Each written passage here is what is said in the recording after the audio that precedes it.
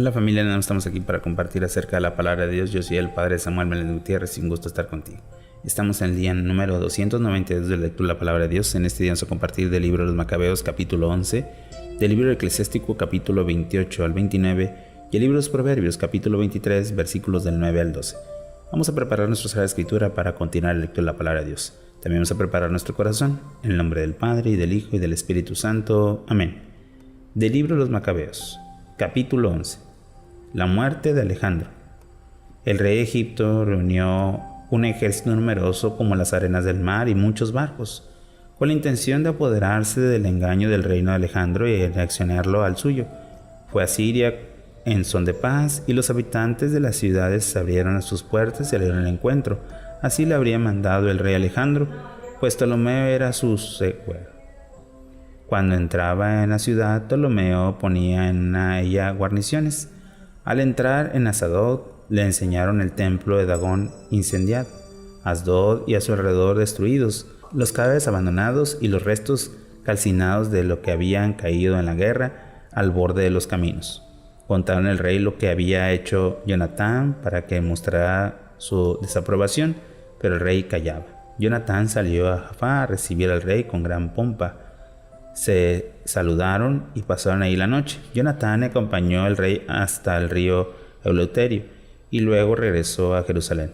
El rey Ptolomeo se apoderó de todas las ciudades de la costa hasta Seleucia del mar, tramando planes siniestros contra Alejandro. Mandó mensajeros a Demetrio con este mensaje: ven, hagamos un pacto, te daré a mi hija, la mujer de Alejandro, y le reinará el rey todo tu padre. Me arrepiento de haberte dado a mi hija, pues he intentado matarte. Las columnas sí, para codicia de su reino. Así pues le quitó a su hija y se la dio a Demetrio. De este modo rompió con Alejandro y se hizo pública su enemistad. Ptolomeo entró en Antioquía y enciño de corona de Asia.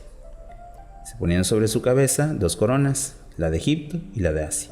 Alejandro se hallaba entonces en Cilicia porque los habitantes de aquella región estaban rebelados.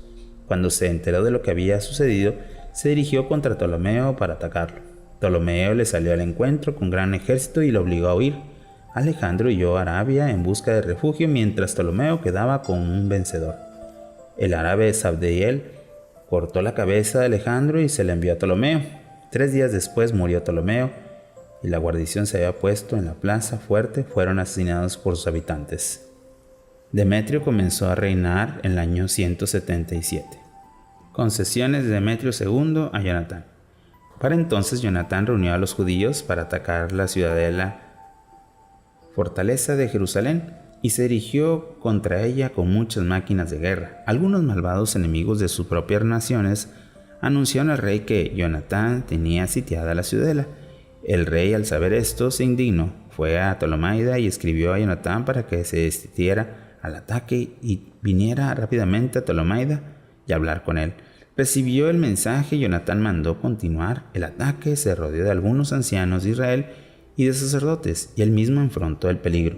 Tomó consigo plata, oro, vestidos y otros muchos presentes y fue a Ptolemaida para hablar con el rey, el cual lo recibió muy bien. Algunos compatriotas impíos lo acusaron, pero el rey se portó con él como sus predecesores, haciéndole grandes honores ante sus amigos. Le confirmó con sumo sacerdote y le mantuvo todos los privilegios anteriores, y le contó entre sus mejores amigos. Jonatán pidió al rey que dejara libres sus impuestos a Judea y a los 3 distritos de Samaria, prometiéndole a cambio unos 10,000 kilos de plata. Al rey le pareció bien y contestó a Jonatán como la siguiente carta: el rey Demetrio saluda a su hermano Jonatán, a toda su nación judía. Recibió copia de la carta que hemos escrito a nuestros parientes las daneses acerca de ustedes para que ustedes estén informados. Dice así: el rey Demetrio saluda al venerable las daneses. Hemos decidido favorecer a los judíos amigos nuestros que nos han guardado fidelidad. Lo hemos concedido la posesión del territorio de Judea y a los otros 3 distritos de Ofra, Lidia y Rama, desmembrados de Samaria y agregados a Judea con su dependencia, y a todos los que ofrecen sacrificio en Jerusalén le hemos perdonado el impuesto que el rey recibía cada año de ellos, de los productos de la tierra y los frutos de los árboles. En cuanto a los otros impuestos que nos han pagan de los diezmos, salinas y coronas que nos han pertenecen, se les perdonamos todos. Ninguna de estas disposiciones será anulada jamás. Hagan una copia de este decreto, désenla a Jonatán y pónganla en la montaña santa en un lugar visible. Ayuda de Jonatán a Demetrio II. El rey Demetrio, viendo que el país estaba tranquilo y que no tenía enemigos, despidió a sus soldados y los mandó a sus casas, menos de la tropa extranjera que había reclutado en las islas de los paganos. Estos los atracó la enemistad de los soldados de su padre. Entonces Trifón, que había sido partidario de Alejandro, al ver que su ejército murmuraba contra Demetrio, se dirigió al árabe Amalcoel, preceptor de Antíoco, el hijo de Alejandro, y las presiones en las que entregara al niño con el fin de reinar como usador de su padre. Le contó todo lo que había hecho Demetrio y el odio que tenía a sus tropas. Permaneció ahí muchos días. Jonatán pidió al rey que retirara las guarniciones de la ciudadela de Jerusalén y de la fortaleza, pues estaban siempre en guerra contra Israel. Demetrio le contestó: por ti y por tu pueblo no solo haré esto, sino que los llenaré de honor en cuanto tenga ocasión propicia. De momento me haría un favor mandándome refuerzos porque mis soldados han abandonado. Jonatán le envió a Antioquía 3,000 hombres valientes, con cuya llegada se alegró mucho el rey. Pero los habitantes, que eran unos 120,000, se atemorizaron en el centro de la ciudad con ánimo de matar al rey. El rey se refugió en su palacio y mientras los ciudadanos ocupaban las calles comenzaron el ataque. El rey llamó a los judíos en su ayuda. Acudieron estos y dispersaron por la ciudad, matando aquel día a unos 100,000. Incendiaron la ciudad y recogieron un gran botín. Así salvaron al rey. Los habitantes, al ver que los judíos dominaban la ciudad, se acobardaron y se aplicaron al rey. Hagan las paces y haz que los judíos cesen de combatir contra nosotros y contra la ciudad. Tiraron las armas y hicieron paces. Los judíos cubrieron la gloria ante el rey y ante todo su reino. Regresaron a Jerusalén cargado del botín. Demetrio ocupó su trono y el país estuvo en calma, pero no cumplió su promesa. Dio la espalda a Jonatán, no le reconoció los servicios prestados y le causó muchas molestias. Jonatán y Antíoco VI. Después de que llegó Tifón con Antíoco, que era todavía muy joven, le proclamó rey y le ciñó la corona. La tropa disuelta por Demetrio se pusieron en parte de Trifón, lucharon contra Demetrio y lo obligaron a ir derrotado. Trifón se apoderó de los elefantes y ocupó Antioquía. El joven Antíoco escribió a Jonatán: te confirmo con sumo sacerdote, te pongo al frente de los 4 distritos, sigo contando entre los amigos del rey. Y le envió una vasija de oro, autorizándole a beber en copa de oro, vestida de púrpura y llevaba broches de oro. A su hermano Simón le nombró general para gobernar la zona que desde la esquela de Tirón hasta la frontera de Egipto. Jonatán salió a recorrer las ciudades y la región transeufratina, donde se le unieron las tropas sirias como auxiliares. Llegó a Ascalón y los habitantes de la ciudad salieron a recibirlo con todos los honores. De ahí pasó a Gaza, que le cerró las puertas, le asitió, incendió las arrabales y lo saqueó.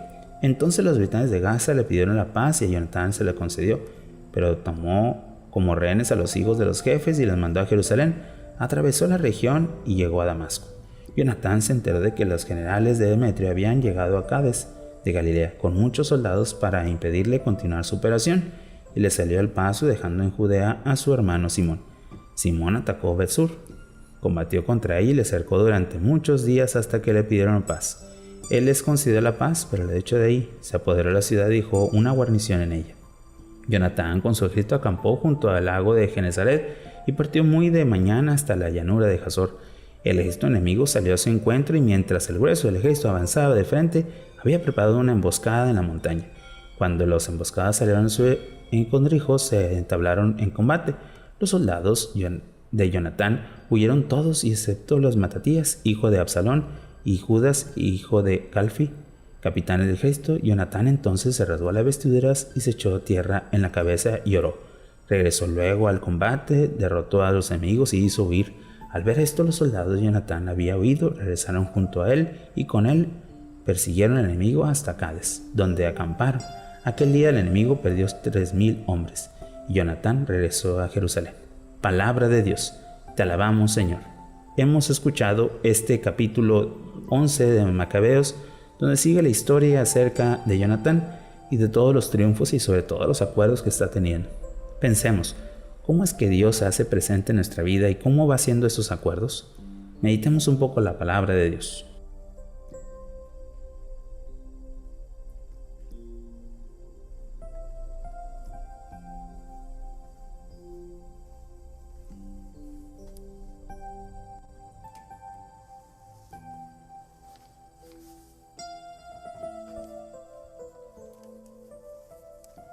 Habiendo meditado el libro de los Macabeos, pasemos ahora al libro del Eclesiástico, capítulo 28.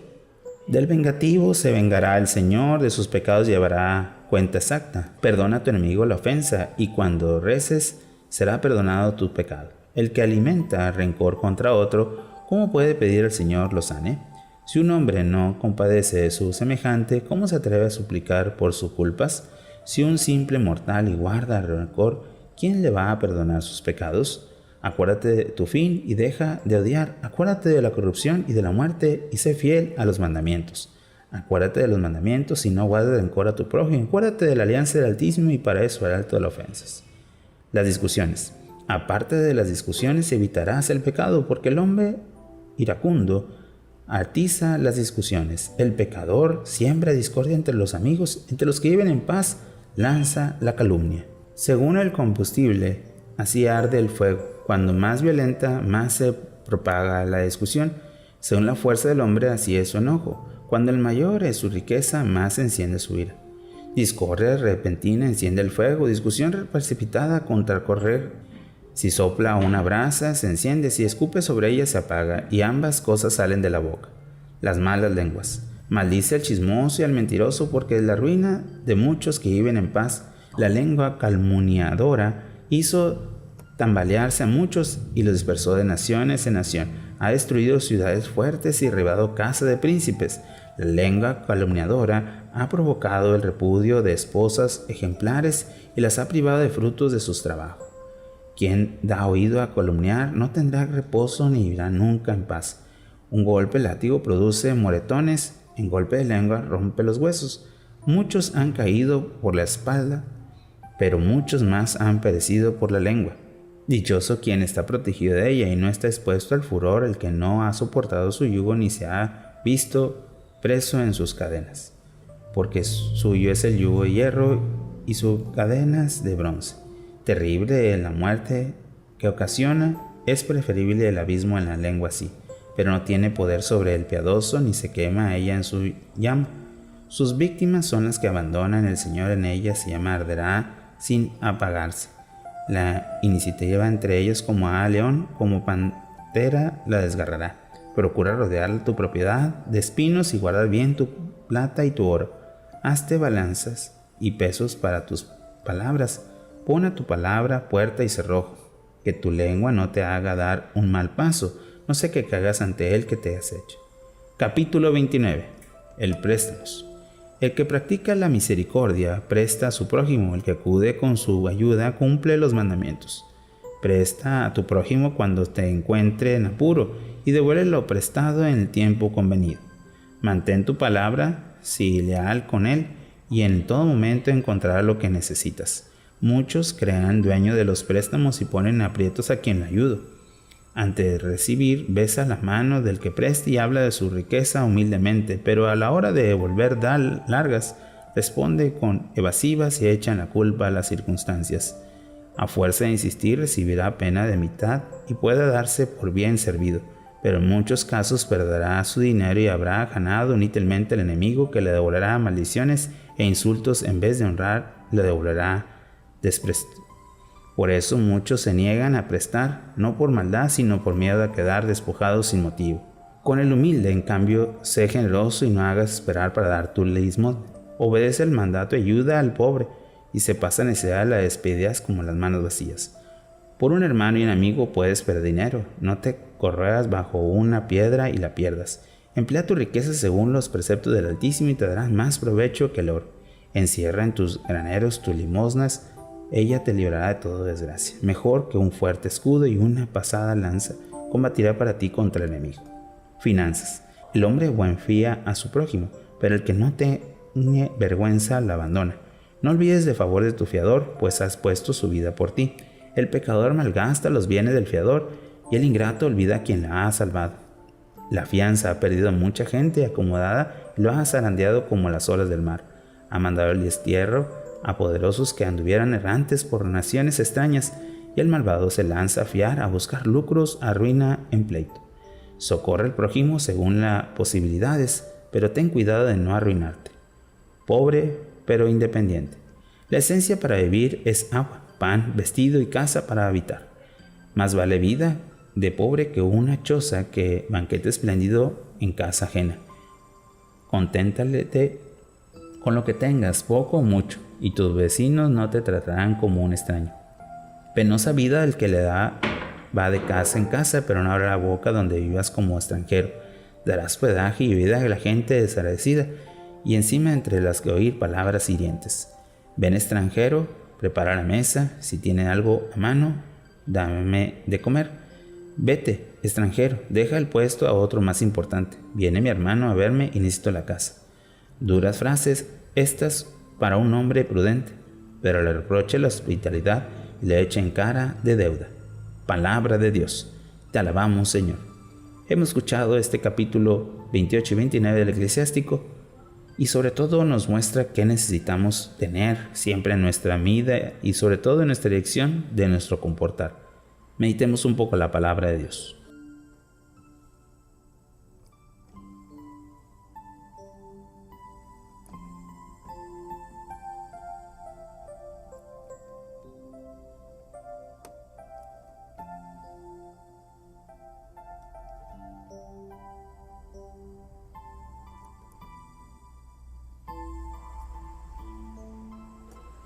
Habiendo meditado el libro del Eclesiástico, pasemos ahora al libro de los Proverbios, capítulo 23, versículos del 9 al 12. No hables a oídos del necio, porque despreciará tus sabias palabras. No desplaces los linderos establecidos, ni invadas el campo de los huérfanos, pues su vengador es poderoso y defenderá a causa contra ti. Aplica tu mente a la instrucción, tus oídos a las razones sabias. Palabra de Dios, te alabamos, Señor. Oración final. Padre bueno, tú que nos guías en el camino, haz que tu palabra llegue a nuestro corazón y nuestra mente, podamos dirigir nuestra vida y podamos buscar a nuestros hermanos que se han desviado de ella. Tú que vives y reinas por los siglos de los siglos. Amén. Bueno, familia, hemos tenido un día más de lectura de la palabra, esperando que podamos seguir perseverando y sobre todo viviendo esta gran experiencia. Que tengas un buen día y una fantástica semana. Bendiciones.